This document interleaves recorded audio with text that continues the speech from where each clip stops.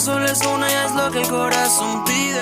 Alright, a very good evening and namaste. Well, तपाईहरु हेर्दै हुनुहुन्छ बागेश्वरी टेलिभिजन and yes, यो हो नेपालगञ्ज अपडेट र च्यानलमा नयाँ हुनुहुन्छ भने च्यानललाई सब्स्क्राइब गरिदिनु हुन पनि हार्दिक अनुरोध गर्न चाहन्छु र भिडियोलाई अन्तिमसम्म हेरिदिनु हुन तपाई सम्पूर्णलाई हार्दिक अनुरोध पनि गर्न चाहन्छु। वेल, आजको दिनमा हामी छौं साइना क्याफेमा र आज भने हामीले रमाइलो कुराकानी तपाईको माझमा राख्ने छौं। नेपालगञ्जकै लेडी हुनुहुन्छ जसले निकै नै राम्रो कामहरु गरिरहनु भएको छ र अहिले नेपाललाई नै रिप्रेजेन्ट गर्नुहुन्छ।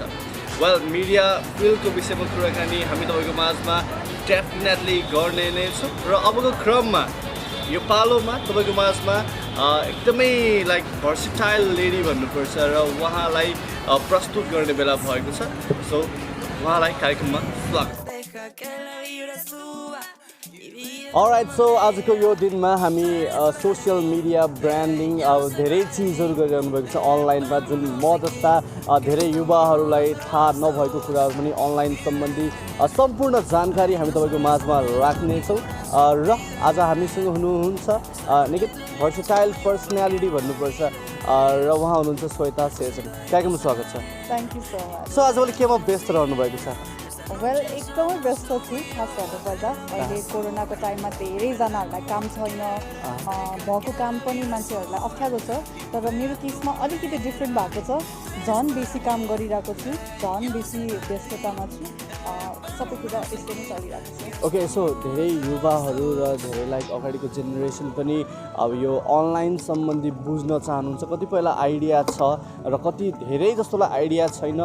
के भन्न चाहनुहुन्छ, लाइक तपाईँको real definition, how do you define online? Like अनलाइनको केसमा चाहिँ हामीले कसरी आफ्नो बिजनेसलाई प्रमोट गर्न सक्छौँ, बिजनेसलाई मार्केट गर्न सक्छौँ, कसरी लाइक हुन्छ नि रियल डेफिनेसन के रहेको छ? ओके, सो ठ्याक्क तिम्रो एन्सर दिनुभन्दा अगाडि मलाई कहाँनिर जान मलाई अलिकति इन्ट्रोडक्सन जस्तो पनि होइन।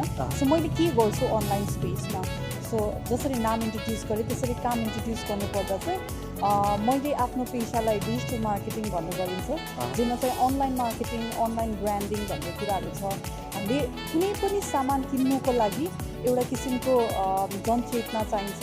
पहिला त्यो रेडियो र टिभीको थ्रु गरिने गरिन्थ्यो, तर अहिलेको कन्टेक्स्टमा हेर्दाखेरि सबैजना मान्छेले फेसबुक, युट्युब अनि त्यसै गरेर अरू सोसियल मिडिया प्लेटफर्म र वेबसाइटहरू युज गर्ने भएको हुनाले चाहिँ त्यसमा कसरी हामीले आफ्नो अडियन्सलाई तान्ने र उहाँहरूलाई कसरी आफ्नो सामान किन्न एक किसिमको उत्साह क्रिएट गर्ने अर त्यसलाई के भनौँ अब अवेरनेस क्रिएट गर्ने, सो त्यतातिर काम चाहिँ मेरो that's what I do in real time.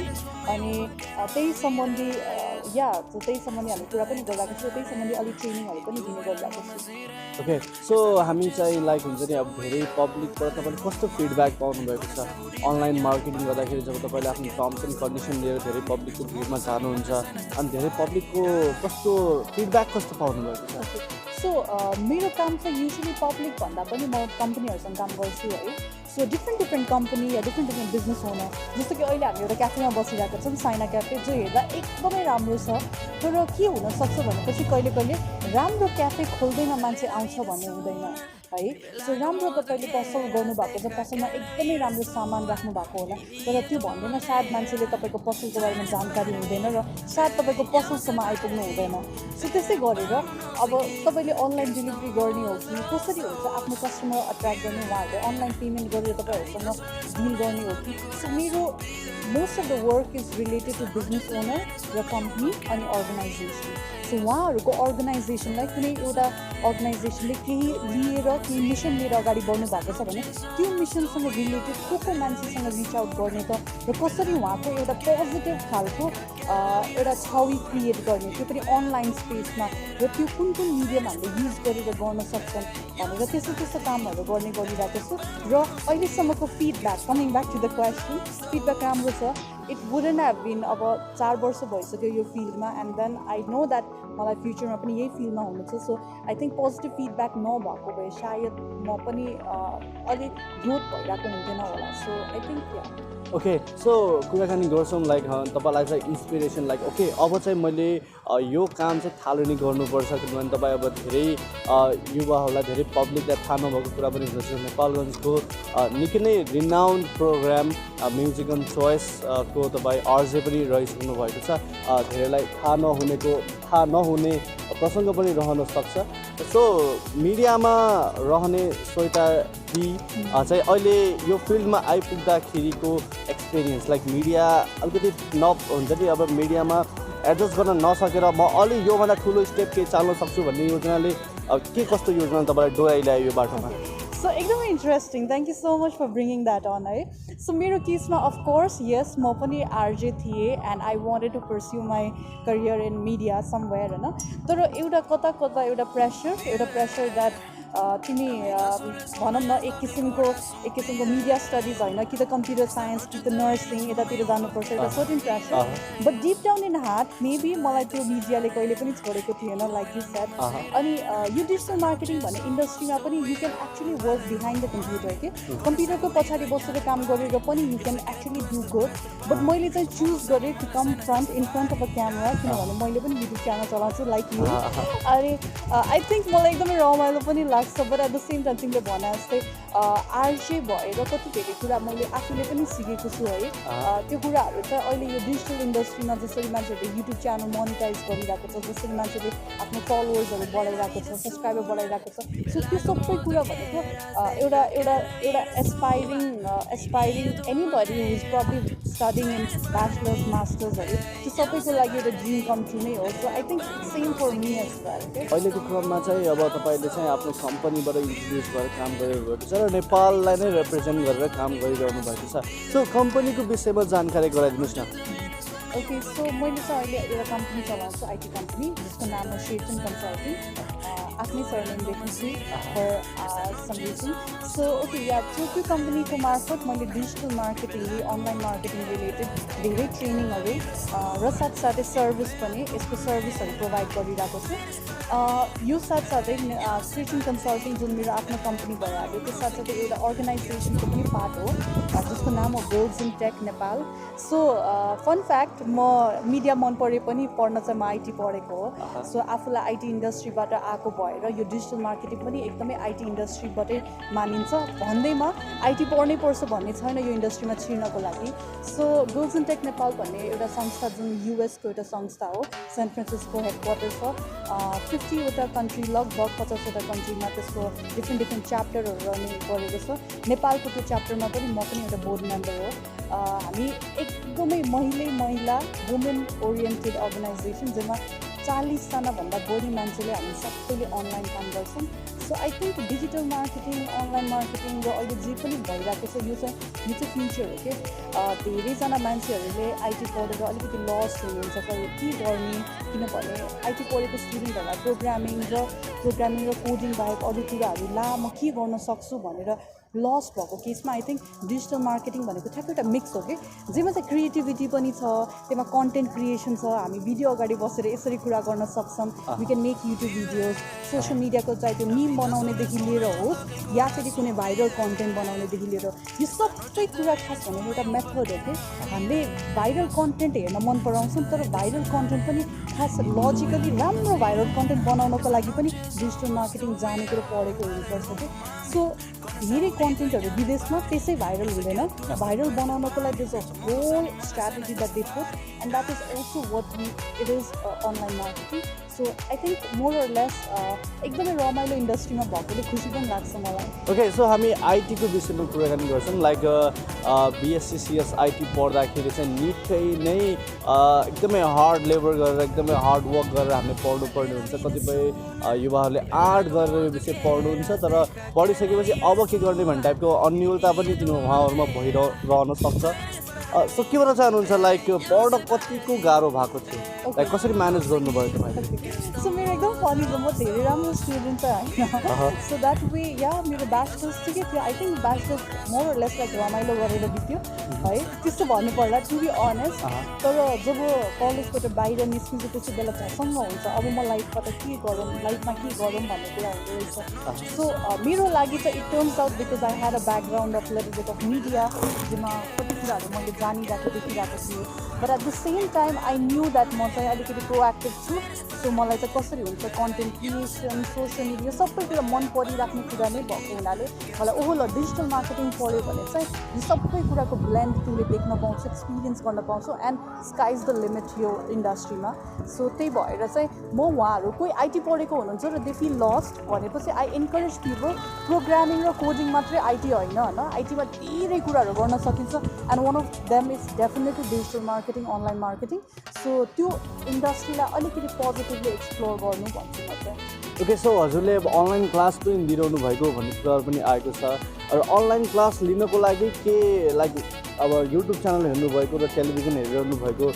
सम्पूर्ण दर्शकहरूमध्ये अब हामी पनि आइटी पढेकै हुनुपर्छ र हामीले सिक्न सक्दैनौँ भन्ने टाइपको कुराहरू पनि आउन सक्छ उहाँले सिक्नको लागि के गर्नुपर्छ के आइटी नै पढेको विद्यार्थीलाई मात्र तपाईँले ट्रेनिङ दिनुभएको छ र ट्रेनिङको विषयमा भनिदिनुहोस् न सो ट्रेनिङ निकै इन्ट्रेस्टिङ छ किनभने अहिलेको टाइममा चाहे तपाईँ नेपालगञ्ज हुनुहोस् चाहे तपाईँ पोखरा हुनुहोस् र मेरो एकजना स्टुडेन्ट भन्दिनँ स्टुडेन्ट भन्दिनँ तर लर्नर भन्छु उहाँलाई लर्नर अहिले दोहाबाट उहाँले मेसेज गरिराख्नु भएको छ यो विकमा उहाँसँग क्लास छ मेरो सो तपाईँ कुनै पनि पार्ट अफ द वर्ल्डमा हुनुहुन्छ but you want to learn online marketing र online brand it's not compulsory IT student नै हुनुपर्छ यदि तपाईँ प्रोफेसनल हुनुहुन्छ भने पनि तपाईँले जोइन गर्न सक्नुहुन्छ यदि तपाईँ स्टुडेन्ट हुनुहुन्छ तर यति हो यदि तपाईँ भर्खरको स्टुडेन्ट हुनुहुन्छ भने सायद तपाईँले ग्रास्प गर्ने कुरा र तपाईँको लर्निङ कर्भ तपाईँले आफूले साइडबाट अझै बढी मिहिनेत गर्नुपर्छ भनेपछि यदि तपाईँ अलिकति एउटा लेभलमा पुगिसक्नु भएको प्रोफेसनल हो भने तपाईँलाई भन्ने कुराहरू कति कुराहरू चाहिँ तपाईँलाई अलिक छिटो प्र्याक्टिकली एब्जर्भ गर्न सजिलो हुन्छ होला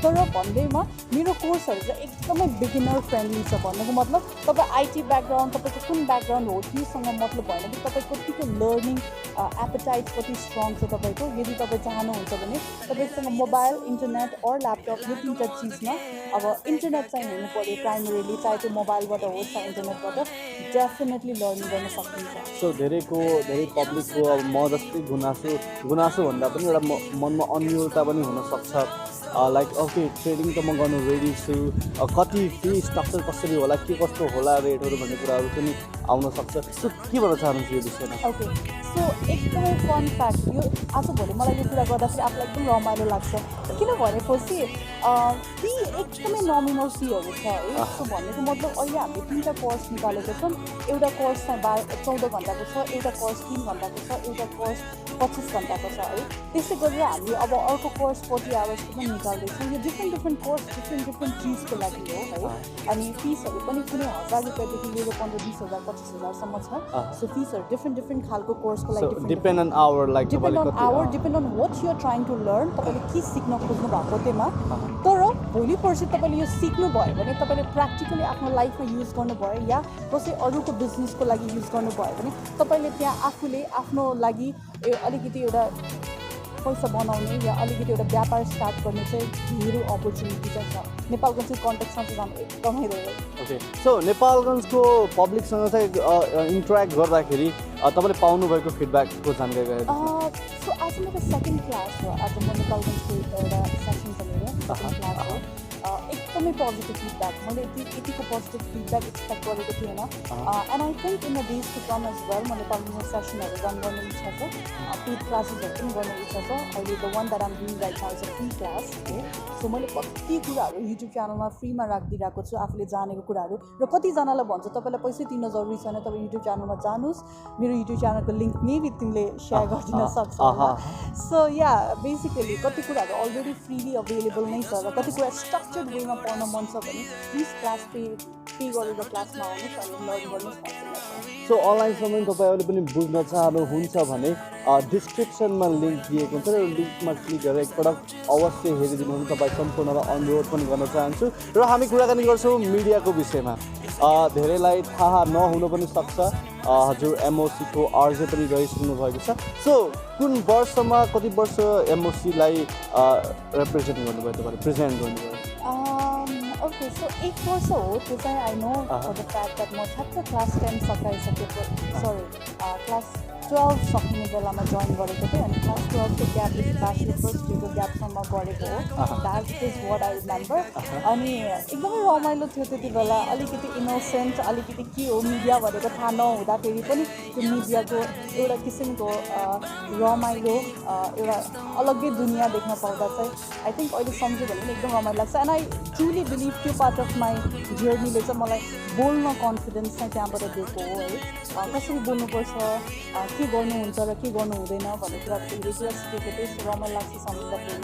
अलराइट, सो हामी कार्यक्रमको अन्त्यतर्फ पनि आइपुगेका छौँ। अन्तिममा मैले सोध्न छुटाएको र हजुरले भन्न चाहने लाइक पब्लिकले यो कुरा पनि बुझ्दियो हुन्थ्यो है, यो विषयमा यो कुरा पनि बुझ्न निकै नै जरुरी छ भन्ने टाइपको कुरा त्यस्तो के छ भने अन्तिममा।